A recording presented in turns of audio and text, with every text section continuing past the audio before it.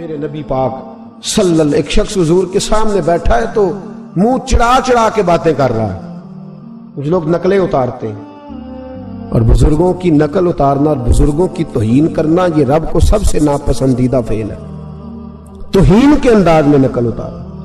تو کہتے ہیں منہ چڑھا چڑھا کے باتیں کر رہے تھے. میرے حبیب نے فرمایا نہ ایسے کر، بڑے میٹھے انداز، کیوں اپنے منہ کو بگاڑ رہا، نہ کر. کہنے لگا جی ہے ہی ایسا. حضرت ابو ہریرہ فرماتے ہیں میں قریب بیٹھا تھا، حضور مسکرا رہے اور نہ کر ایسے. کہنے لگا جی یہ میرا منہ ہے ہی ایسا. فرماتے ہیں میں دیکھ رہا تھا حضور کے چہرے کا رنگ بدلا، آنکھوں میں جلال آیا، اور میں اچھا جا پھر ایسا ہی ہو جائے، جا پھر ایسا ہی ہو جائے. کہتے ہیں میں نے دیکھا اس آدمی کا منہ بگڑ گیا. حضرت ابو ہریرہ فرماتے ہیں وہ رویا کرتا تھا مدینے کی گلیوں میں اور کہتا تھا کوئی مجھے معافی لے دو، لیکن گرا جو ان کی نگاہ سے وہ سنبھل نہیں سکتا. گرا جو ان کی نگاہ سے کبھی سنبھل نہیں سکتا. کوئی ایسا کام نہ کرے، کوئی ایسا کام نہ کرے کوئی بھی جس سے حدیث صحیح میں موجود ہے بنی اسرائیل کے ایک شخص نے اپنی ماں سے بد دعا لی تھی اور عابد زاہد تھا، لیکن ماں کا نافرمان تھا. تو اماں نے کہا جا مرنے سے پہلے تو آزمائش میں مبتلا ہو جائے. رب کی خفیہ تدبیر سے ڈرنا چاہیے. تو مرنے سے پہلے پہلے ایسی آزمائش میں ڈال گیا کہ ایک بری عورت نے الزام لگا دیا. لگا الزام، لیکن زمانے میں رسوائی چاروں جانب ہو گئی. تو لوگ آ کے کہتے تھے تیرے ساتھ کیا بنا؟ کہتا کچھ بھی نہیں، میری اماں نے میرے لیے بد دعا کی تھی، اس کا رنگ دیکھ رہا ہے. کیوں میں نے ستایا اپنی ماں کو؟ توبہ کر، دعائیں لیا کریں زندگی میں. بد دعاؤں والے کام ہم تو 1 منٹ لگاتے ہیں بد دعا لینے میں، 1 منٹ لگاتے، 1 منٹ. ایک میں بزرگوں کا پڑھ رہا تھا ایک دفعہ اخبار میں، تو ان کی آنکھیں کالی ہو گئی، اندر سے کالی ہو گئی، تو بیچارے نابینا ہو گئے. کسی نے ان سے کہا کہ ہوا کیا؟ تو کہنے لگے ایک شرارتی لڑکے نے میرے آگے کھڑے ہو کے 2-3 دفعہ ریس دی تو دھواں میرے منہ پہ پڑا، تو آنکھوں کے اندر گھس گیا ہے، بڑے علاج کرائے، لیکن اس کی شرارت تھی نا. تو وہ کہتے ہیں میں تو یہی کہتا ہوں کہ اللہ کرے تجھے بھی کبھی یہ معاملہ ہو، تجھے پتا چلے. ہم نہیں، باز ہی نہیں آتے، ہم کسی کو تکلیف دینے کا کوئی موقع ہاتھ سے جانے نہیں دیتے. میرے عزیزو یاد رکھو، ڈھونڈا کرو کہاں کہاں کس کس کو ستا بیٹھے، کس کس کی توہین کر بیٹھے، کہاں کہاں ہم نے لوگوں کے بد دعائیں اکٹھی کی. بد دعائیں پیچھا کرتی ہیں، جس طرح دعا پیچھا کرتی ہے بد دعا بھی پیچھا کرتی ہے، وہ پیچھے پیچھے چلتی ہے، وہ تاڑتی ہے.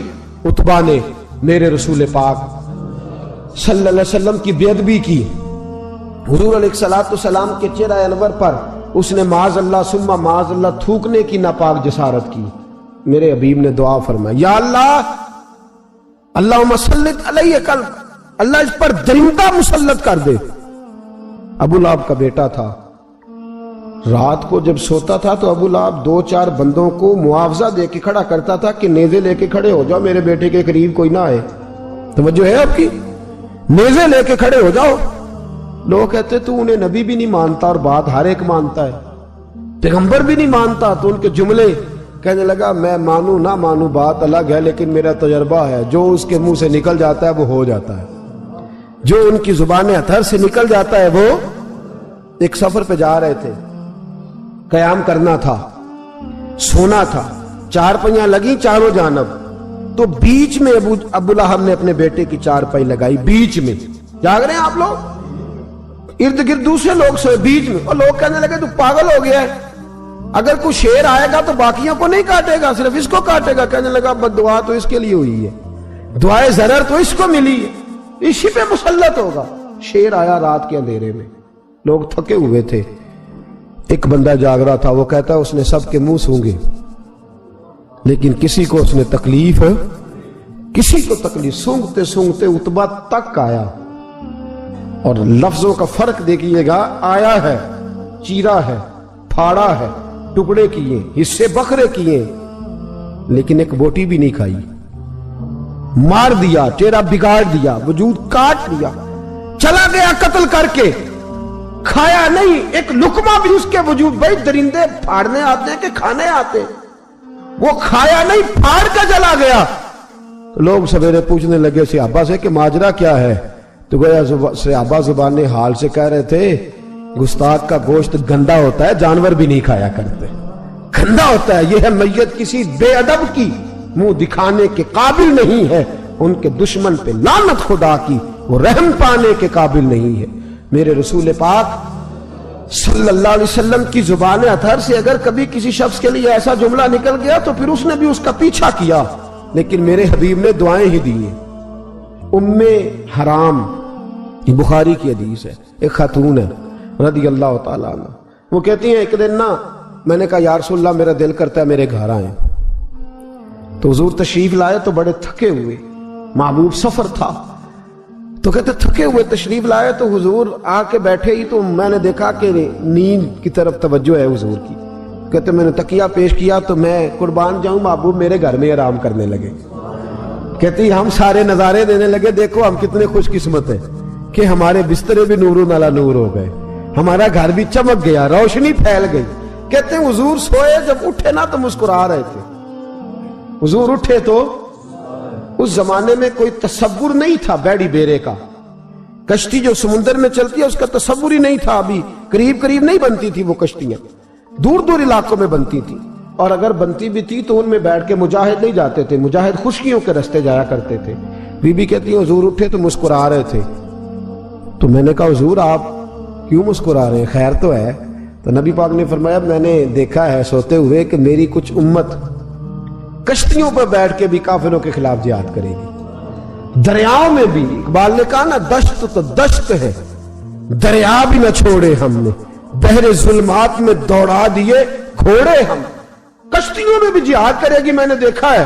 تو کہتی ہے میں نے فٹافٹ کہا یا رسول اللہ مجھے بھی شامل کر دے ان میں، حضور مجھے بھی ان میں، حضور ذرا جلدی جلدی، دیکھا جو ان کو بانٹتے تو میں نے بھی بڑھ کے پیار سے دستے عطا کے سامنے دستے طلب بڑھا دیا، میں نے بھی آگے بڑھ کے کہا حضور تھوڑی خیر ادھر، حضور مجھے بھی شامل کر دے، کہتے پہلے بوڑھی تھی، نبی پاک نے ہاتھ اٹھائے کہ یا اللہ اس کو بھی ان میں شامل کر دے۔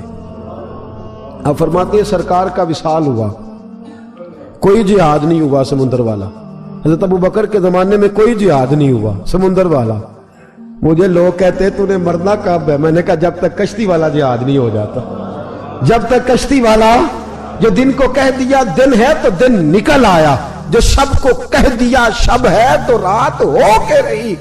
خدا نے ان کی زبان کو وہ اختیار دیا، جو نکلی منہ سے ان کے وہ بات ہو کے رہی۔ فرمایا جب تک کشتی والا جہاد نہیں ہوتا میں نے مرنا۔ تو پھر بابے کو کہنے دو نا عرش فرشتے بانگا ملیاں، مکے پہ گئی شور، اور بلے شاہ ایسا نہیں مرنا، گالی بکی بلے شاہ ایسا نہیں مرنا ہے، مر گیا ہی کوئی اور تے بارت شاہ کدو مر دے جنہ کیتیاں نیک کمائیاں نے، بات ہی ختم کر دی، او کدو مر دے جنہ کیتیاں نیک کمائیاں نے۔ حضرت سلطان باہو رحمت اللہ علیہ فرماتے ہیں کامل پیر اونا دے باہو قبر جنہ دی جیوے، فرمایا میں نہیں مرتی۔ حضرت اسرائیل نہیں آتے وہ چھو کے گزرے گئے، کہتے بہنیں بھی چلی گئیں، بھائی بھی چلے گئے، خامد بھی چلا گیا، بچے بھی کئی گئے، اور میں اسی حالت میں۔ حضرت ابو بکر صدیق کا وصال ہوا، حضرت عمر کا وصال ہوا، حضرت عثمان کا، گن رہے ہیں آپ لوگ؟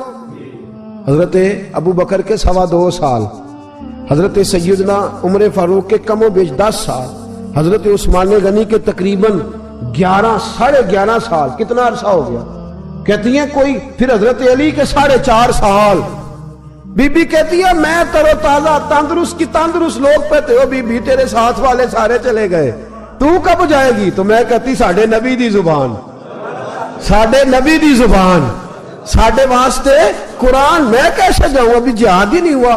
کہتے ہیں خلفائے راشدین نے پردہ کیا، حضرت امیر معاویہ کا دور آیا، اور حضرت امیر معاویہ نے قسطنطنیہ کے لیے جب مجاہد بھیجے تو سمندر کا رستہ تھا۔ کہتی ہیں جب سواریاں جانے لگی تو کہنے لگے کچھ بیویوں کی بھی ضرورت ہے کھانا پکانے کے لیے۔ کہتی ہے میں ہاتھ بھی کھڑا کرتی رہی، درود بھی پڑھتی رہی، اور محمد کی صداقت پر شکر بھی ادا کرتی رہی۔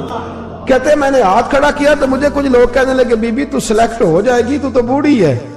تو کہتی ہے میں نے کہا سلیکٹ ہو کیا جاؤں گی، مجھے جانے والے سلیکٹ کر کے گئے ہیں، مجھے سلیکٹ کیا گیا ہے، جنہوں نے ظاہری پردہ کیا ہے نا سلیکٹ مجھے۔